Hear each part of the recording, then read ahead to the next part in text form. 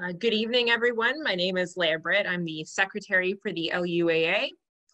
Au nom de l'Association des anciens de l'Université Laurentienne, bienvenue à la deuxième partie de la soirée. On behalf of the LUAA, welcome to the second part of our presentation, a keynote presented by Jane Kovarikova, a child rights advocate and alumna of Laurentian University. Jane grew up in foster care starting at the age of 6 and began living on her own at the age of 16. Understanding the unique circumstances and challenges faced by youth in care inspired an ongoing academic and professional commitment to bettering youth outcomes. After obtaining her BA in psychology in 2007 from Laurentian, Jane graduated with an MSc in human rights from the London School of Economics in 2009. Later, her advocacy as Chief of Staff to an opposition member of provincial parliament was instrumental to developing legislation that is reducing youth homelessness in Ontario. Currently, Jane serves as the board chair of Simcoe Muskoka Family Connections and is a PhD candidate at Western University in the Department of Political Science. Jane is an alumna of the psychology program at Laurentian and part of the new tuition waiver program for youth in care that was started at Laurentian in 2019. With Jane today is a special guest, Jamie West, the member of provincial parliament for the Sudbury riding. Like Jane, Jamie is an alumnus of Laurentian University with a BA from the psychology program. Born and raised in Sudbury, Jamie is the labor critic for the official opposition. Jamie is a strong voice for the workers of Ontario and the official provincial voice of Sudbury and Coppercliff at Queen's Park. Jamie loves Sudbury and is proud to call it home. He's a proud graduate of both Cambrian College and Laurentian University. Jamie's background includes working in the fields of mental health, construction, mining, and workplace safety. Jamie's respect for workers and everyday people comes from his own lived experience. Jamie faced poverty growing up and knows the importance of charity and government services in ensuring that everyone has an opportunity for success. Jamie is proud of his blue-collar, working-class roots. He is an eternal optimist who believes in fairness and helping others. Jamie is a strong believer in volunteerism and has sat on various boards and advisory committees in the Greater Sudbury area. Following Jane's address, please stay with us for a Q&A with Jane and Jamie. Please add your questions throughout the keynote in the chat, and we'll ask them at the end. Please join me in welcoming Jane Kovarikova and special guest Jamie West. Bienvenue, Jane and Jamie.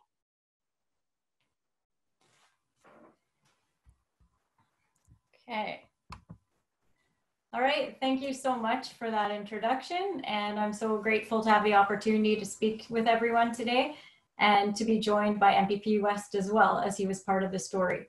So I don't need a spoiler alert because you know what this is going to be about. My remarks are going to be about the innovative policy that was led by Laurentian that's creating social mobility for people who are raised in foster care.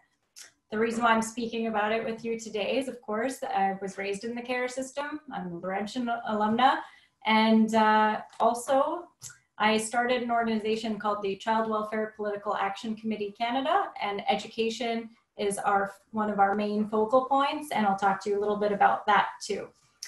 So my remarks will be in 3 parts. I'm going to talk a little bit about my personal background as well as my academic path and what that all meant for someone like me. I'm then going to talk about how I've been able to give back through the Child Welfare PAC and explain our policy agenda regarding education. And then I'll let MPP West take over from there and to share with you on how it all happened. So to begin, as you heard, I grew up in the care system in Ontario in Simcoe Muskoka. I was 6 years old. My family were political emigres. By the time I was 6, the family dynamic had broken down so much that the state intervened. They, of course, always seek to return you to your original family, so that happened. And then by age 9, they realized that was an error, so I was permanently in care at that point. Most foster children experience many, many placement moves, some as many as 30. I probably experienced around 6 placement moves. every time you move placement, you can fall behind by 6 months in your education. For me, I am also counting, I might add, placements when my foster parents went on holiday with their biological children, we'd go to another foster home. So I count those too. And by the time I was 16, I had quite enough of the foster care experience. There was a lot of well-meaning people working on my behalf, but at the end of the day, you always feel like an observer in someone else's family. And occasionally policies like that respite policy I just mentioned regarding the holidays create sort of the dynamic where you feel like a second-class citizen. And ultimately that is untenable, at least it was for me. So at 16, I lobbied to leave foster care. At that point, I very promptly dropped out of high school, like 60% of foster children today.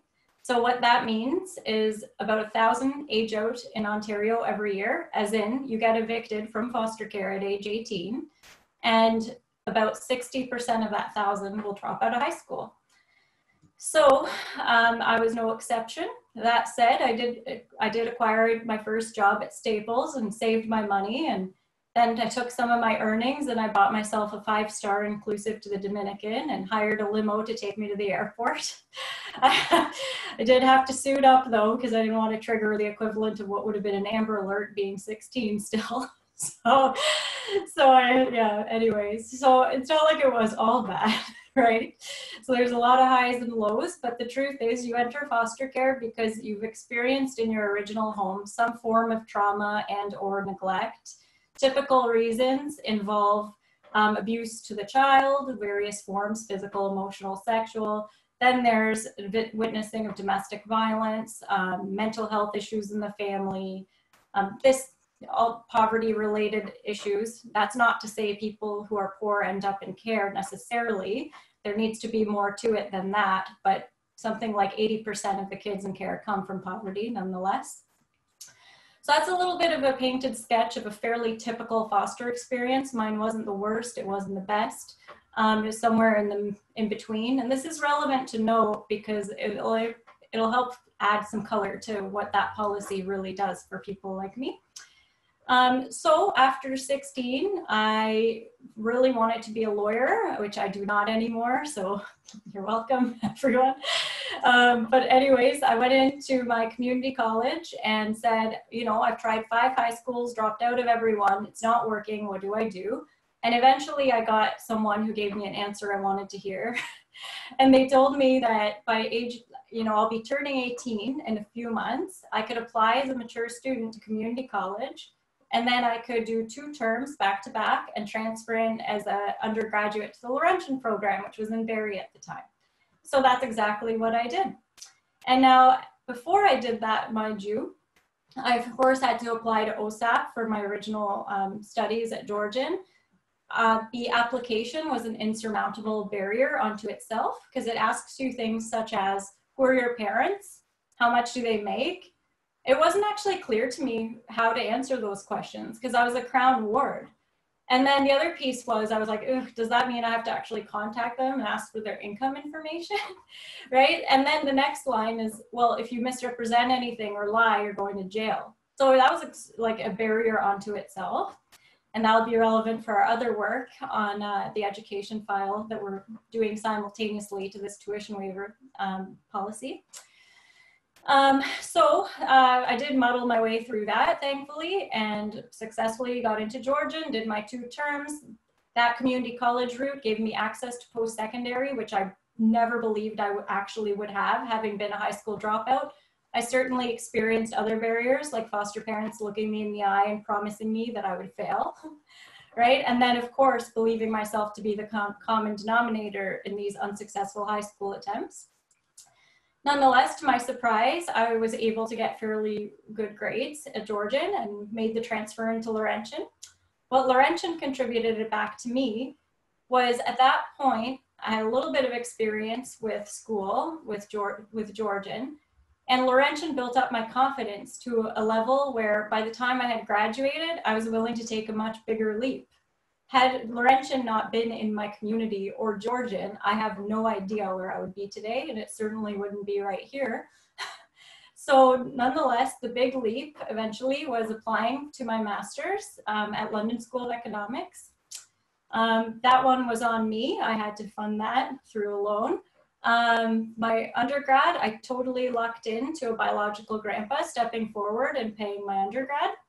I don't think we should leave foster kids' social mobility to luck and grandpas, right? That doesn't really work, but we can create policy to fix that, right? And so at London School of Economics, got my Master's of Science in Human Rights. And I lived in Europe for a couple of years. I returned home in 2009, or 2011, I should say. And I got on a campaign of my local politician. It wasn't Jamie. Okay. And yeah, within 8 months, I was running his Queen's Park office and his constituency. We created legislation that extended the age of protection for foster children. It used to be 16, so if you needed help for the first time between 16 and 18, you were sent to a homeless shelter. Now you're entitled to some benefits, like any child should be under 18. Of course, that private member's bill died on the table a couple of times before the government of the day wrapped it into their broader overhaul of the Act. However, it did eventually become successful, and I certainly learned a lot about creating legislative change at that point. My member lost, and then I started my PhD. So that was 2015. I'm now in my 6th year, and hopefully the last. Okay, and I'm in the political science department, which is, and I'm an international election observation area of focus, which has nothing to do with my child rights advocacy activities on the surface anyway. It's all related to democracy and human rights at the end of the day. So getting back to then what happened halfway through my PhD is I had pitched some research to the provincial advocate at the time, looking at what are youth outcomes after foster care.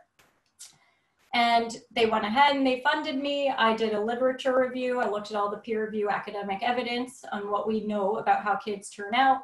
I thought that it would be 50-50 because in the end I kind of made it through. It was way worse than I thought, which is very upsetting. So as examples, most youth will experience poverty, of course, because once you're evicted at age 18, you receive a marginal allowance, which used to be $663 until you're 21. Now it's $850.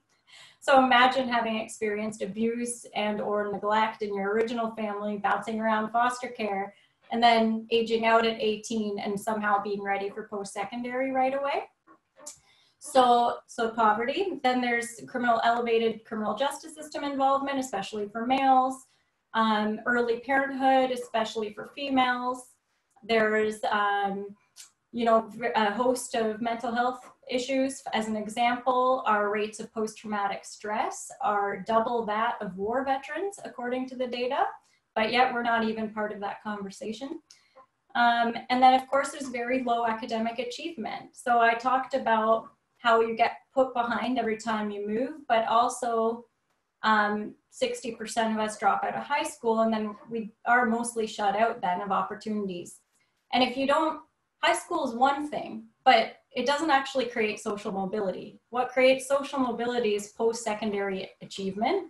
And high school is one path to get post-secondary, but there are others which aren't usually encouraged, such as the one I took. Now, of the 400 out of the 1,000 every year who are qualified for some sort of post-secondary because they graduated high school, if American studies bear out, then only 20% of them will even try. But if you poll all the foster children, something like 86% will directly tell you they wish to have a university degree someday. So what's going on there, right? And then of those 20% who try, so 80 out of 400, only 1 to 10% will finish.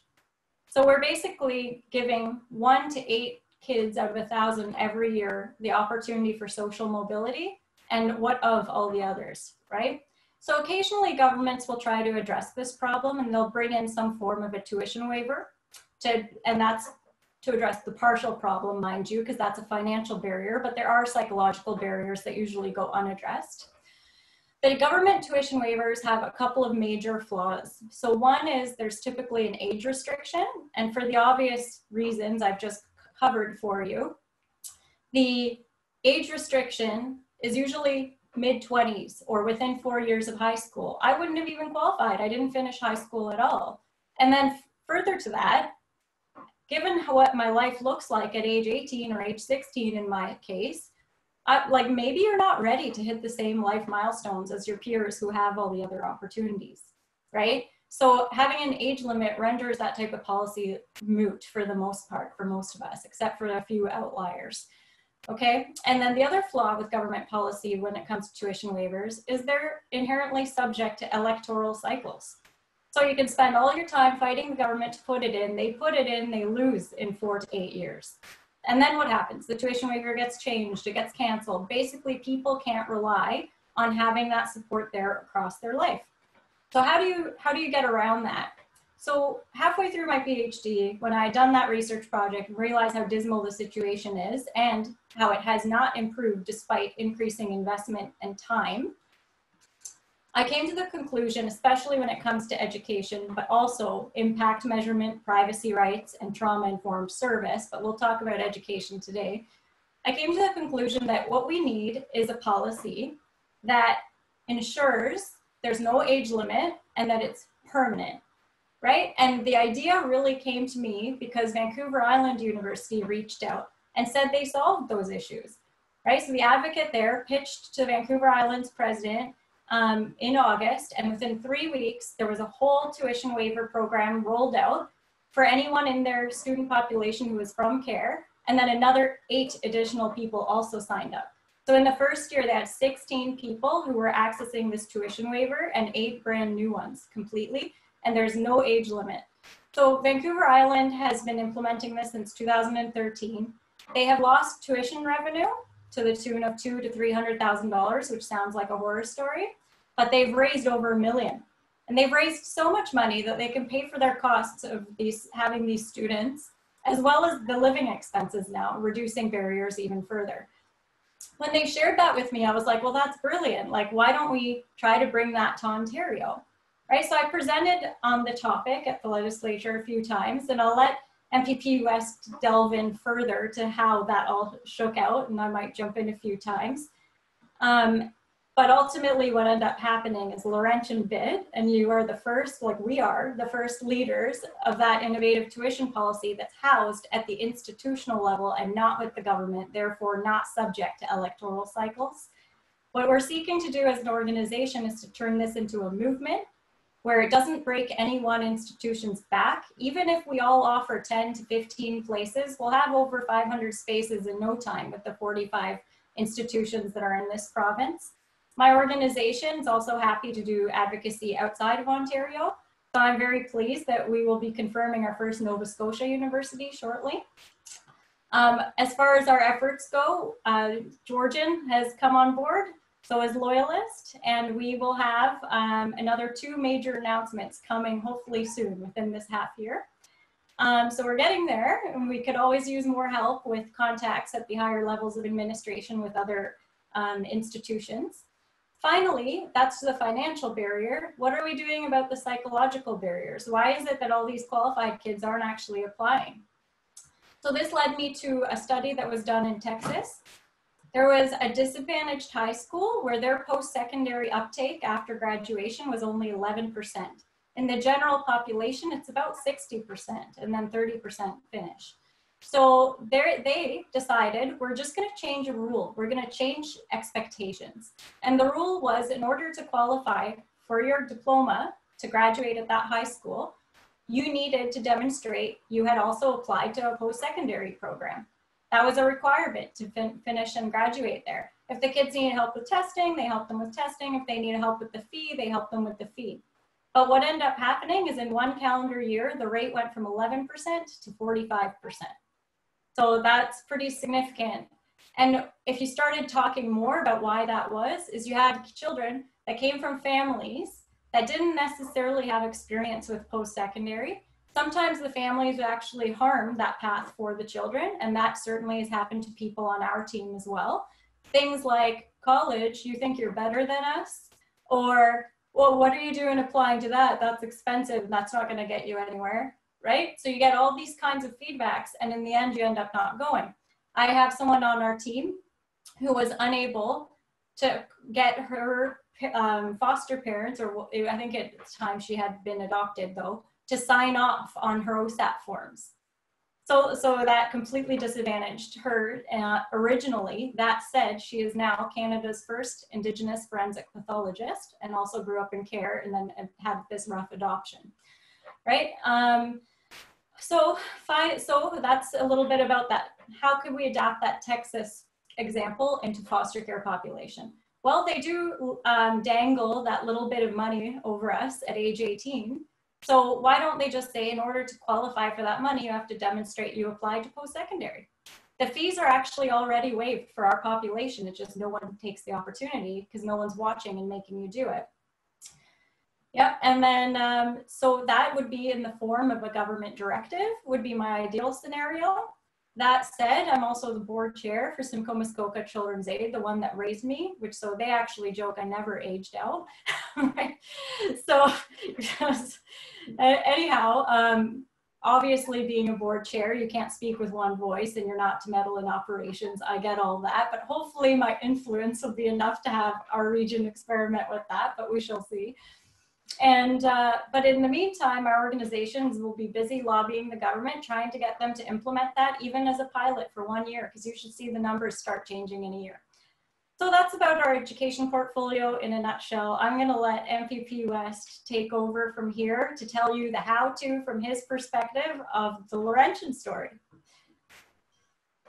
Thank you, Jane. For those of you who don't know me, I'm Jamie West. I'm the member of provincial parliament for the riding of Sudbury. Something that's very interesting about this is this story that just was less than 2 years old, and the work that's happened. I was talking to Jane earlier this week, and I said, you know, you're doing this while finishing your doctorate. I can't imagine a busier time in your life, right? So it's just in terms of, you know, if you want to brag about Laurentian graduates and cool things that Laurentian does, this is the caliber of our graduates. I was going to talk about my connection with Laurentian, but I only have a limited amount of time. There's lots, and everyone on the call here actually knows it, that Laurentian really is part of the community, and we're tied in. I do want to say, though, I have lots of reasons to be proud of as a graduate, and this is one of them, and I want to stay focused on child welfare, PAC.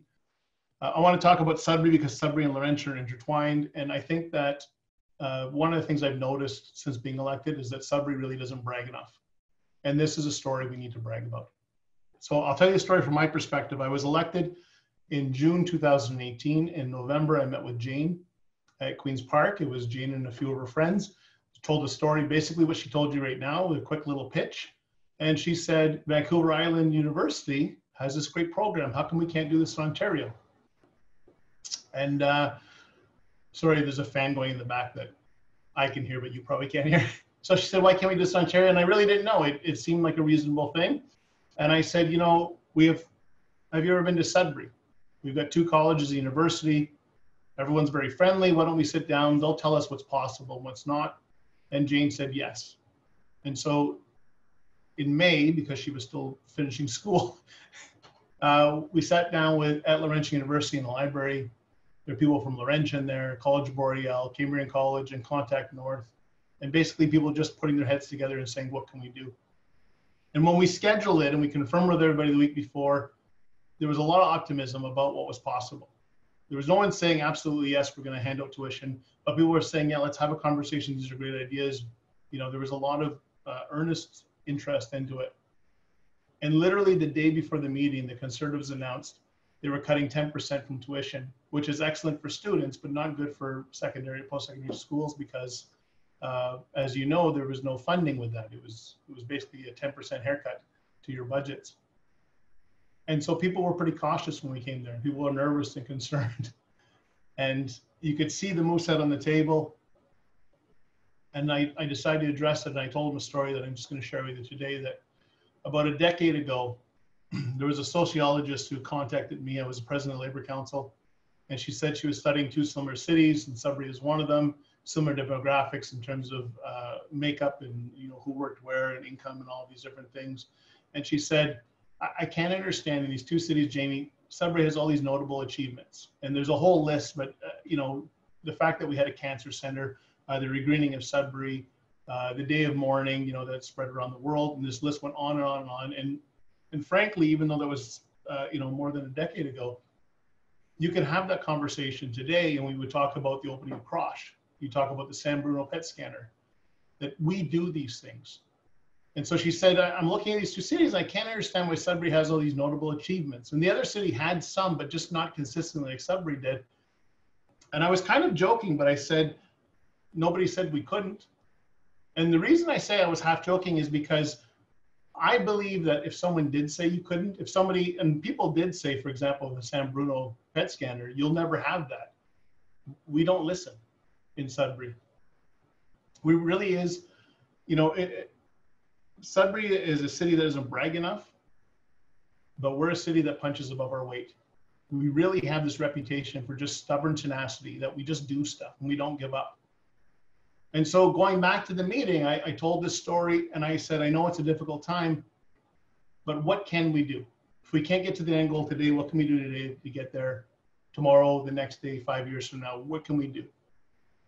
And so we had this brainstorming session, and we talked about, what if we had tours of the campus? Because as Jane said earlier, a lot of kids who have never been to a post-secondary school aren't going to apply if they've never gone. If you don't go there and say, oh, it's people just like me.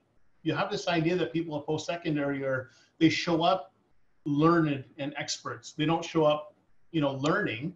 You think of the end result, and it becomes an obstacle. And then we talked about, what if they helped with application forms? What if they helped you fill out the application form, like a concierge service, a one-on-one, you could phone and ask questions, or they sit down with you, and all these little ideas of what we could do. And that meeting turned out to be great. There was a lot of optimism and people talking about it. And I want to remind you, this is in the midst of trying to figure out how we're going to find an extra 10% of funding that was just pulled out from underneath. And at the end of the meeting, I felt great and really optimistic. And I remember I said at one point, we need to take a photo, because in 10 years, we'll talk about the success story that we have, and we're going to need a photo. And so I printed one, because I don't know how to use Zoom enough to show you, but this is us at our very first meeting. So the rest is history about what happened. I mean, you know, because we're talking, and someone made a nice graphic for us with, you know, explaining the tuition thing. But literally 3 months after our first meeting, Laurentian made the announcement. I thought we might get to this in a few years, maybe in a change of government, that we'd start the process of helping kids be more successful. But the announcement of tuition exemption for 10 kids, for anyone current or former youth in care, there's no age limits to it. People pursuing their post-secondary degree, part-time or full-time. It really was a checkbox of everything we wanted to do in that meeting, everything we said that someday we'll get to this point. And that's amazing. And I started this by saying Sudbury doesn't brag enough. And I have to say, as a graduate, I love bragging about Laurentian. If you go to my office at Queen's Park, I have a pennant on my wall when you come in, and then there's a lobby, and then into my office, I have the scarf hanging in my office. And I like being a graduate of university, Laurentian University. And I like to brag that as a graduate, my university was the first to do this. And I like bragging that my university is a university that they're copying across the province. And I'm sure that when Jane is talking to people in Nova Scotia, she's talking about Laurentian University and that we're doing it. And as an MPP, it's excellent to brag about my city being the first city in Ontario to do this, because other MPPs, when Jane approaches them, calls me and says, how did it go? And what was it like? And it's just an easy success story to talk about. And so before I finish, I want to finish with a short story. And I told Jane about this earlier this week when we were talking. And it really was the weight of when it hit me what we had done. So next door to my office, right, literally maybe 50 meters from here is a pharmacy. And I like to say that I go there to buy protein bars or something healthy, but I'm generally there buying Sour Patch Kids. And I talk to the cashier all the time named Shirley. And one morning, Shirley said, I wanted to talk to you about something. So you did something good. I can't remember what it was. And she's thinking and she's talking, and I'm trying to talk about things we talked about at Queen's Park and different events I'd been to. And she said, it's the Laurentian thing. The thing you did at Laurentian. I grew up in foster care. I want to say thank you. You have no idea how many lives you'll change. And I get choked up to this day thinking about that. that someone I had talked to for basically a year on a regular basis, I didn't know had ever been in foster care, thanking me for work that we had done with Jane, with Laurentian. And it moves so much. And I will never know the lives that we affect. I literally will never know. But I know firsthand the difference that university education makes in someone's life. My introduction, which is way too long, I feel, but talks about growing up in poverty. So I grew up in Sudbury housing. I was the first in my family to go to university. I was the first in my family to graduate from university. And I know without a doubt that graduating from Laurentian opened doors that were absolutely inaccessible to me before. And so I'm urging you, because I know we're Sudburyans and I know we're Canadians, but we need to be less humble. I want you to brag. We literally did something great together. And from the bottom of my heart, I mean this. If I never do another great thing, this will be enough. So I want to thank you, Jane. I want to thank Laurentian. Thank you very much for the opportunity to speak to all of you. Thanks. Thanks, Jamie. I actually am going to just finish this off with a little update, a Laurentian update on how that program's going, because I did receive some notes about that and it might be fun to know. So Laurentian's waiving 10 spots. 10 students were offered the waiver for January 2020 intake, full capacity.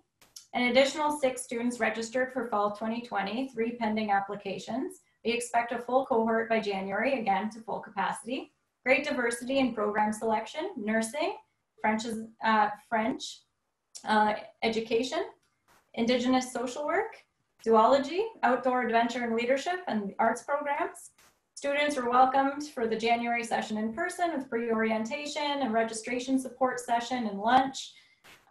They were supported by Jason Scott Benoit and Ashley Thompson and Amanda Goupel.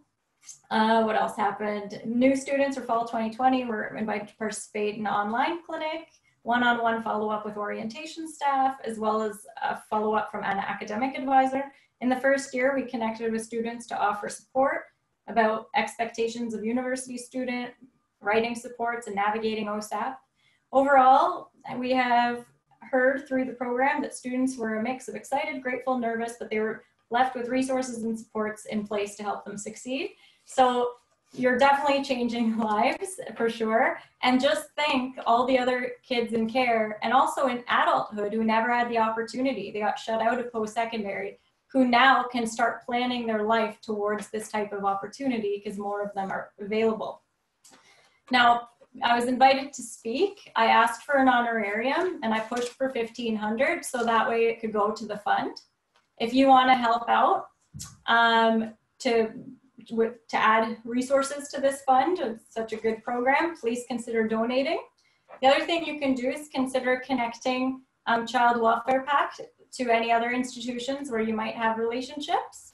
And finally, if anyone here has any media experience or connections, consider putting this out in the media over and over again.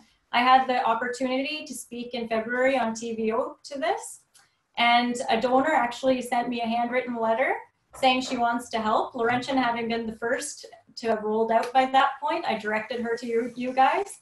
She made a $110,000 contribution. So the more we can spread the message, the better. And I think in her case, she was pushing to fully fund at least 3 of those 10 spots, right? So, you know, going even further. Not sure how it all shook out, but something to that effect. And that's about it then. Thanks.